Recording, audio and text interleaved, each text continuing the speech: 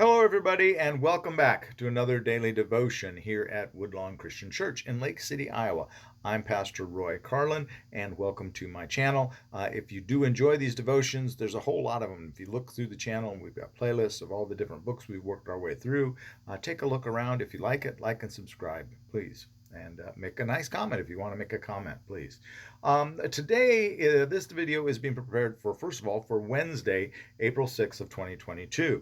But we are covering the Gospel of Matthew. We've been working our way through Matthew. We are in the 9th chapter, and today we're going to talk about verses 18 to 26. The NRSV entitles this section, a girl restored to life and a woman healed. And for the most part, I do use the NRSV.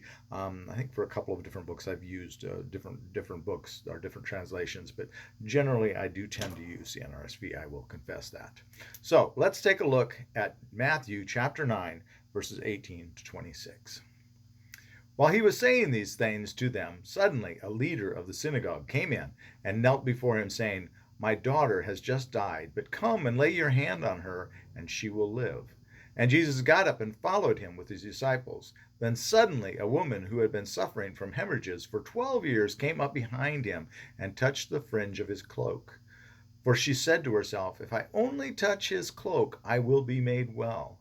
Jesus turned and seeing her, he said, "Take heart, daughter, your faith has made you well." And instantly the woman was made well. When Jesus came to the leader's house and saw the flute players and the crowd making a commotion, he said, "Go away, for the girl is not dead, but sleeping." And they laughed at him. But when the crowd had been put outside, he went in and took her by the hand, and the girl got up. And the report of this spread throughout the district. Okay, this incident is in all three synoptics.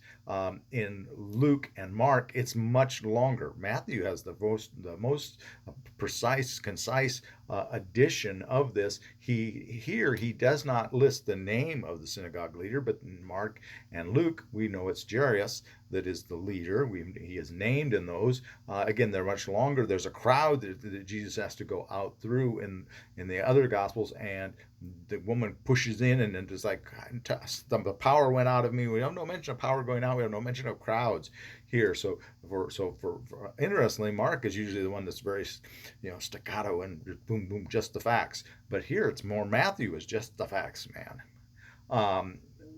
We want to know that this, first of all, this is coming up after or during the meal at Matthew's home. Matthew has just been called. Jesus is at his house having dinner with the other tax collectors, which I don't think I'd mentioned would have been considered unclean because they were in contact with the Romans regularly. And so those tax collectors, that's one of the problems with tax collectors. They're regularly on an unclean basis, so they have to go through if they're going to be obeying the law, they'd have to go through this ritual purifying. So he's already in a place where he's probably considered unclean. I think that's something to one should bear in mind when he's talking about this passage as well.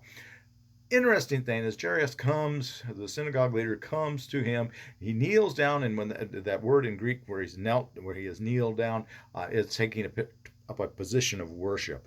It is prostrating oneself. So it is a symbol of his faith that Jesus can indeed help him. He has come to him and he just says, "My daughter has just died." Guess what? There's several things that can make one unclean. Lepers, being in the home of the Gentiles, or someone in regular contact with Gentile, being in Matthew's house is probably considered unclean. Around all those other unclean tax collectors, touching a dead body makes you unclean too. Jairus has just come to him, and I don't believe I've ever mentioned this. We went through this story, of course, in Luke's Gospel when we went through and did these devotions of Luke's Gospel. I don't think I mentioned the fact that Jairus has just come and asked Jesus to come and make himself unclean because he wants him to come in contact with a dead body, and that would make oneself ritually unclean. He, as a synagogue leader, would be very well aware of what he's asking Jesus to do. So Jesus is on his way there, and on the way there to heal, he's left Matthew's home. This is where he was at. First of all, where it says he gets up, that where he says he gets up, that's the same word in Greek as when the girl gets up at the end. I'll try to come back to that. I remember. But he's going through the crowd, or he's going through the streets. Here, there's no crowd again, remember? He's going through the streets, and a woman comes up and says, doesn't say anything to him. just says, if I just touch his cloak, just the fringe, in fact, just the fringe of his cloak, I'll be healed. Just the tassel. It is all that she's touching in the Greek. In the Greek, here in the NRSV, it says suffering from hemorrhages.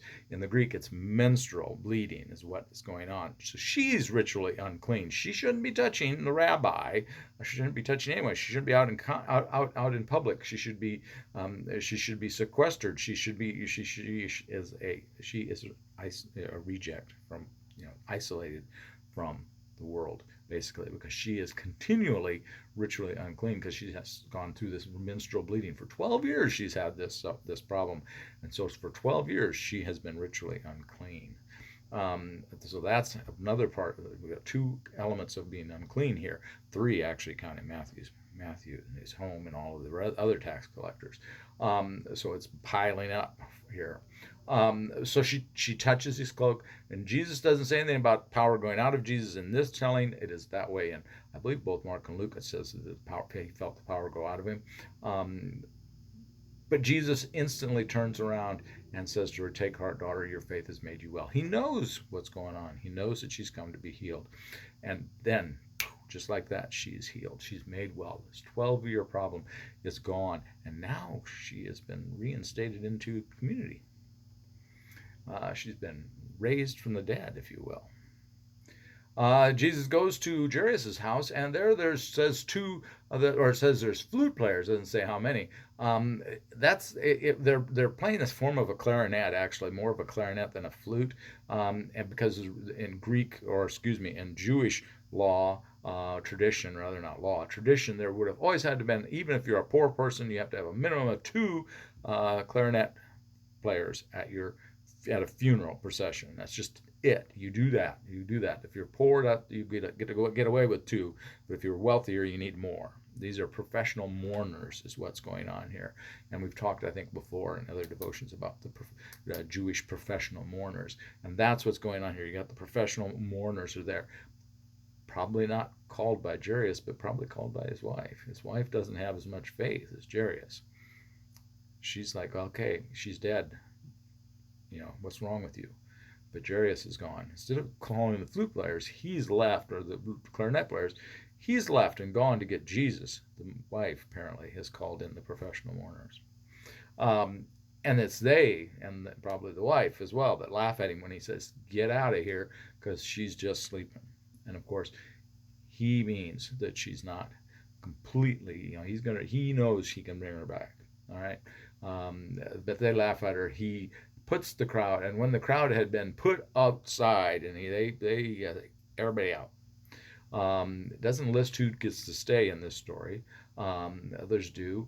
He goes and takes the girl by the hand. Now here he doesn't say anything about telling them to feed her. In Mark, at least, he tells her to then I think Luke as well, that give her something to eat.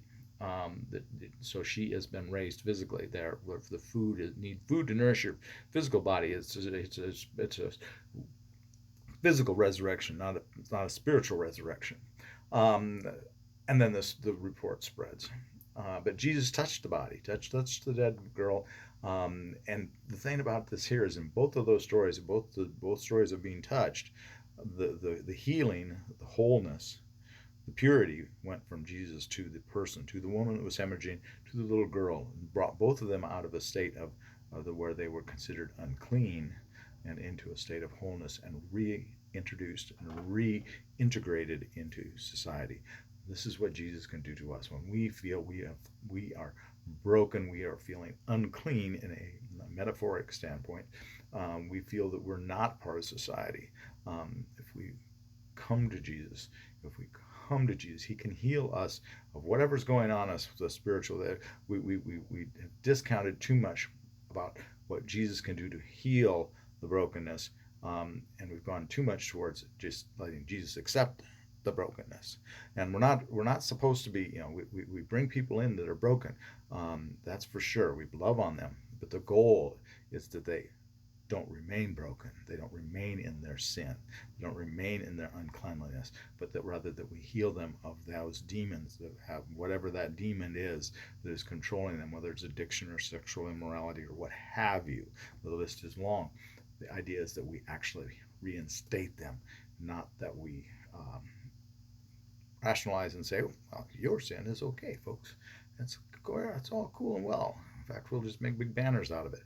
That's not the idea. The idea is that we drive those demons away. And we'll be having some more healings tomorrow. We'll be looking at the blind men, and I think we'll be looking at the mute, the demonic man who's possessed by the demon and mute. I think I'm going to lump those two stories together tomorrow. So that's what we have for today. Jesus can take anything away. He can heal you of your brokenness and bring you back into the fold, bring you back into the body of Christ. That's the blessing of Christ Jesus. Be a blessing to someone today, and please, please, please have a blessed day yourself.